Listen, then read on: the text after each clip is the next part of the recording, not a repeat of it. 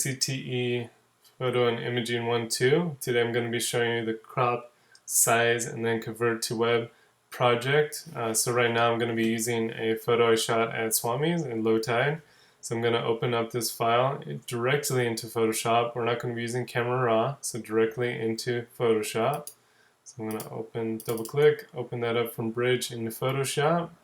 So here's my file open up into Photoshop. So again, if you hover over these different tools in the toolbar, it'll show you which one is. The one we want is the crop tool. So we're going to be cropping the photo. If you actually click on the photo, you'll see the view. So you can change the view here. You can change it to a rule of thirds. That's my preferred one. You can do a grid if you're doing architecture. Diagonals if you wanted to make sure you had good geometry. Triangles kind of give cool points where to put the subject. Golden ratio is kind of old school formulated one from the Renaissance, where to kind of put things, and the golden spiral, which is kind of like another mathematical where to place a subject to be most pleasing depending on your photograph. I typically work in the rule of thirds, so I'm going to switch that back. So with this photograph, I'm going to zoom out a little bit. We want to make sure we get a good crop, so I can drag from any of these little tabs on the corners or the sides or the top and bottom. So any of those little squares is where you can drag. So when you drag the photo, right now it's unconstrained, so you can move it in any direction you want. If you want to keep the same ratio as you did before, if you hold down Shift and then drag from a corner, it's going to move the width and the height together to keep the same ratio. So what I'm actually going to do is move this over so my horizon line lines up on the top rule of thirds, and then let's move this over a little bit so then my sun and the reflection lines up on the left rule of thirds. So we have a rule of thirds horizon and a rule of thirds main subject.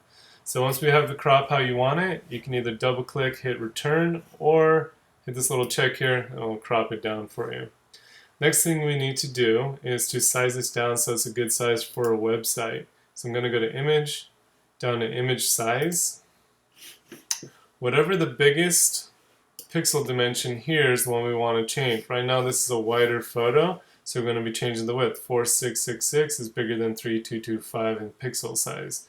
If this was a vertical photo, then we'd be changing the height if it was a bigger number. Right now the width is the biggest. Whatever is the biggest ratio has the biggest pixel count. That's the one you want to change to 1500. So type in the little width box and it'll change it. It'll also adjust the height accordingly because it's got the constrained proportions checked on. And then hit OK. So now it's sized it down to image size. This is still a plenty big photo. I'm going to zoom in on it.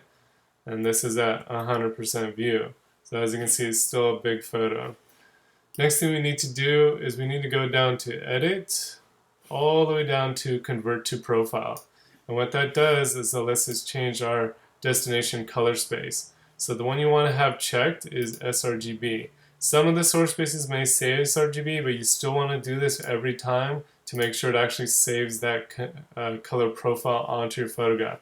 sRGB color profile is the one used for websites, so that's the one you want to be working in.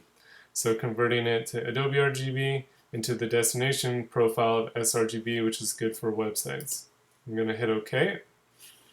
So we opened it, we cropped it to how we wanted. We sized the biggest size, which was the width for this photo, down to 1500 pixels.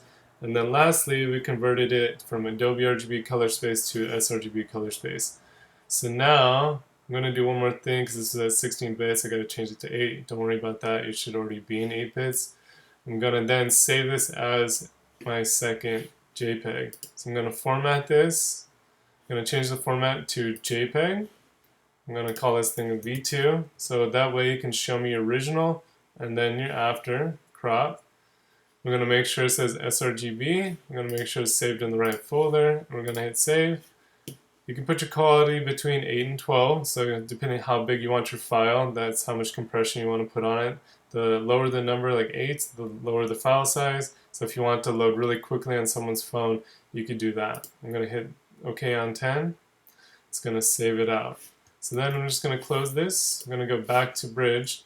So now what I want to see is a before and after of your crop in your film strip view. I'm then going to click on your metadata and I'm going to check a couple things. First thing is I'm going to check the JPEG. the biggest dimension, so you shouldn't see a number here bigger than 1500 pixels. And then I want to make sure that your cropped one has a color profile of sRGB. So it shouldn't say Adobe RGB or untagged or anything else. It should be reading sRGB in all of your cropped and sized photos. Alright, thanks guys, have a good day.